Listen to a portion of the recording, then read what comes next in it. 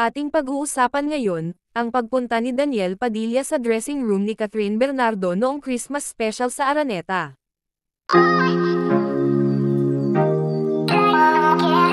Maraming naganap sa nakaraang ABS-CBN Christmas Special 2024, kung saan ay maraming naganap na pag-uusap, isa na nga si Daniel Padilla at Catherine Bernardo. Sabi pa sa isang source, na itong si Daniel Padilla ay nagmamadali daw itong pumunta sa dressing room ni Catherine Bernardo, kung saan ay nagdala ito ng bulaklak para sa dalaga. Sabi pa nagmadaling pinuntahan ni Daniel si Kath sa dressing room kung saan ay sinadya daw talaga nito, na wala pa ang ina ni Catherine. Nang kumatok daw sa dressing room itong si Daniel ay agad naman daw itong pinapasok at nakapag-usap nga daw si Kath at Daniel ng medyo matagal-tagal din. May tumulong daw kay Daniel at kinumbinsi ang aktor na puntahan itong si Kath sa dressing room para makapag-usap silang dalawa.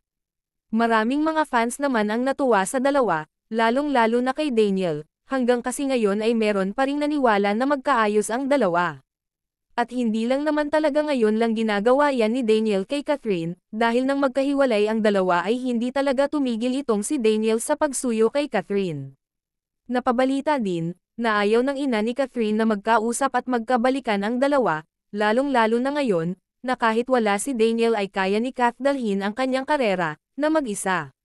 Sa naging isyo nga naman ng kanilang paghihiwalay ay talagang hindi natin masisi, ang ina ni Kath na makapag-usap ang dalawa o magkabalikan, pero syempre nasa tamang edad naman si Catherine, at alam naman niya kung ano ang laman ng kanyang puso.